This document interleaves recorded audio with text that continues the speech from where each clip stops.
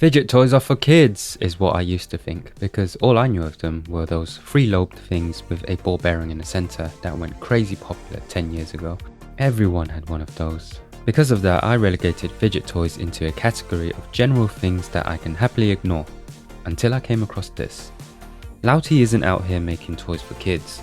Each piece in their catalogue is immaculately designed and crafted not just as a pastime for us ADHD bros, they are legitimate works of art. Their goal is to please with the senses of touch, sight and sound. So let's take a closer look at the Lautie Carnival today and find out what pleasures await.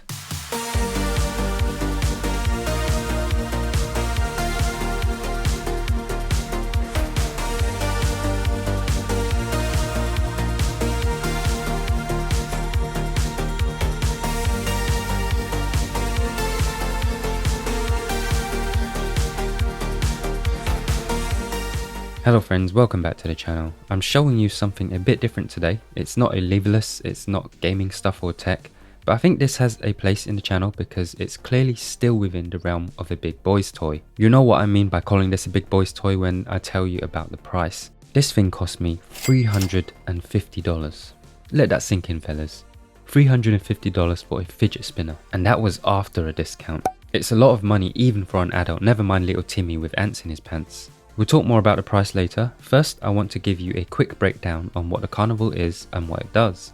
I mentioned those classic free-lobed fidgets earlier, and this is basically a glorified version of that, with some twists. It satisfies that need of having something to interact with and spin, but the carnival has two main interactive elements. There's the inner prongs that go clockwise or anti-clockwise, and the outer body that does the same thing. But of course, the unique thing about this spinner is that it is designed as a roulette wheel, numbered up to 16, so you can have an additional layer of fun, whether that's by yourself or with others. Nice! So with the basics out the way, how does it fulfill our sensory needs? Well, visually, I'm sure you'll agree it's stunning. The rim has their Lautie 2099 series branding and a fun slogan which is also seen on other pieces in their collection. Fun fact, the first time I spun this on the channel in another video, the ruby ball landed on the number 13, so I'm definitely playing with the devil. Shout out to anyone who called that number when playing along with me. No sign of triskaidekaphobia for you absolute trailblazers. Anyway, back to the rest of the details. The lines on top turn into a nice circular stream when in motion, and the same can be said for all the other elements inside the wheel too. The pieces and grooves and gaps create layers of visual intrigue, enjoyable from different angles.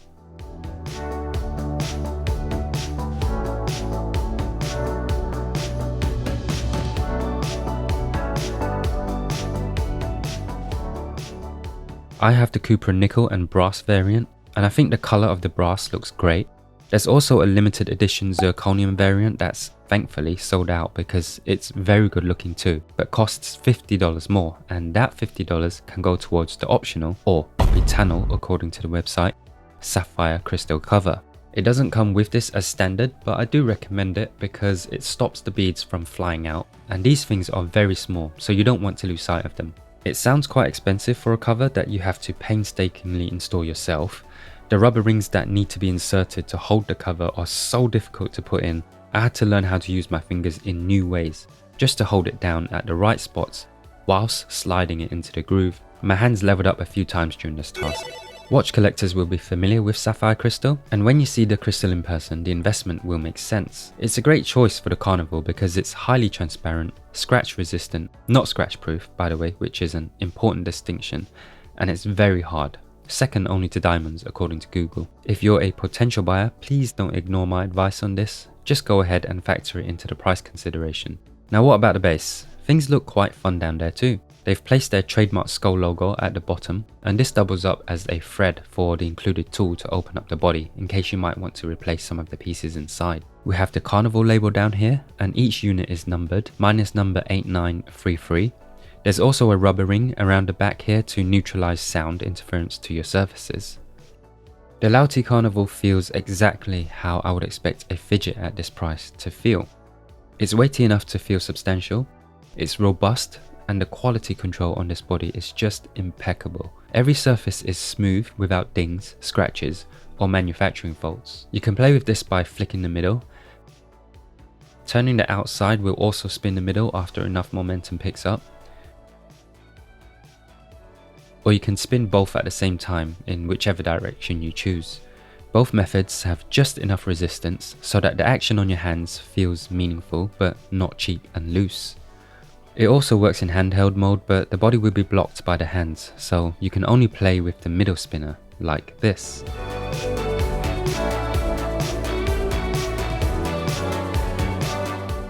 When it comes to sound, we have two choices. Spinning the middle will give us a crispy scratching sound as the dominant sensation, and there's also a lower airy sound like hearing wind in the distance as the secondary sensation.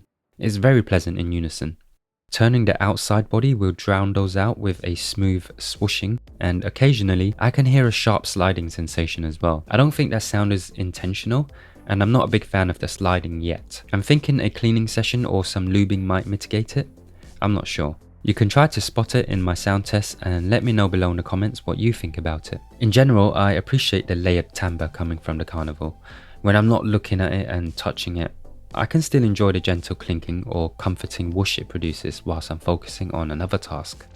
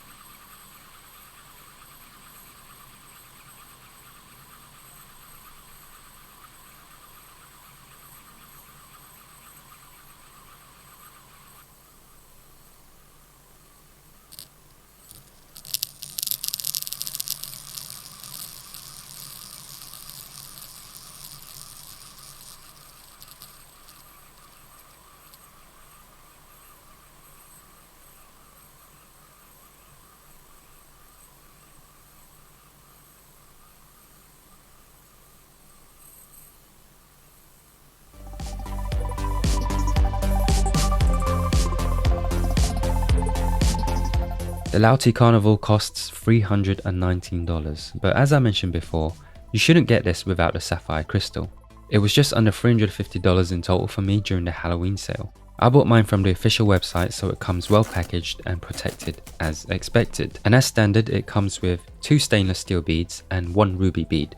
Extras can be purchased, and the 18 karat gold bead is an additional $69.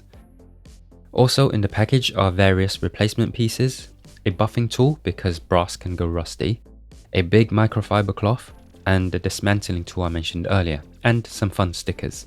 This patch was a Halloween sale gift. I want to apologise for what you're about to see because I accidentally dinged the brass finish on the rim and made matters worse by using the included polishing tool to try and fix it. I soon discovered that a polishing tool is not the same as a buffing tool. Please be mindful of how you're handling objects around the spinner and don't try to use the polishing tool to remove scratches. So bells and whistles aside, is it worth the asking price? I can say quality wise 100% yes. When forking out so much money for a luxury item like this, you want to see and feel the build quality and instantly understand the years of design and craftsmanship behind it. Those things do come across with the Carnival. Also, I don't get the sense that the price is being carried by the brand or limited numbers like some inflated prices can be. It's a rare case of getting what you paid for. As for justifying it as a fidget, it's like most other luxury goods out there, whether it's trainers, bags or clothing. It's about the value you place on that particular item and what you think it does for you. I justify the cost because I feel like I will get a lot of use out of it. I mean, I like watches, right? I can't afford to get the iconic pieces in that hobby, but I do enjoy watches and the artistry behind them. But I don't have many opportunities to wear them over my functionally superior Apple Watch. I know. But with the amount of time I spent at my desk on a daily basis, I think I'll get my use out of the Carnival. And owning a fancy fidget like this is similar to gifting myself a fancy watch. It feels like I'm celebrating myself. At the end of the day, the value of something is subjective, but the quality of the Lautie Carnival is undeniable. So I've been glazing this thing throughout this video, but there are 3 things I have to bring up just in case it's a concern for you as a potential buyer. The first thing to consider is the sliding noise I mentioned earlier. You either like that or you don't. I haven't opened this up to see if it's something I can deal with, but maybe someone out there has, I don't know. The second thing is that it has a bit of wobble when the spinning body gains momentum. It doesn't shift or lose balance or anything, this is purely a visual thing. The third nitpick I have is that the gap in the sapphire glass means that dirt and dust can get inside, so the Carnival will require occasional maintenance. But don't worry, it's very easy to open up. These things aren't deal breakers to me, but I can imagine that some people out there might find them annoying. On the whole, I think that the many pros outweigh the cons. I've been enjoying the Lautie Carnival ever since I unboxed it. I spend a lot of time playing with it whilst I'm at my desk, and all the sensations I get from it has made this a joy to own. The closer I look, the more details I find to appreciate about it. Every little thing has been considered and immaculately designed. It feels great in the hands and pleasant on the ears. There's just a lot to enjoy for such a small thing. If I end up owning just one fidget toy for my desk, I can confidently say I'm happy it's this one. In a word, the Lautie Carnival is spectacular.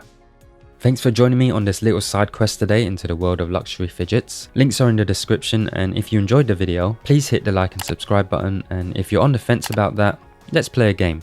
Call a number between 1 to 16. If the ruby bead lands on your number, congrats, hit the subscribe button. If the steel bead lands on your number, just hit the like button for me. Click on this video if you're into fancy arcade controllers, and I'll see you in the next one.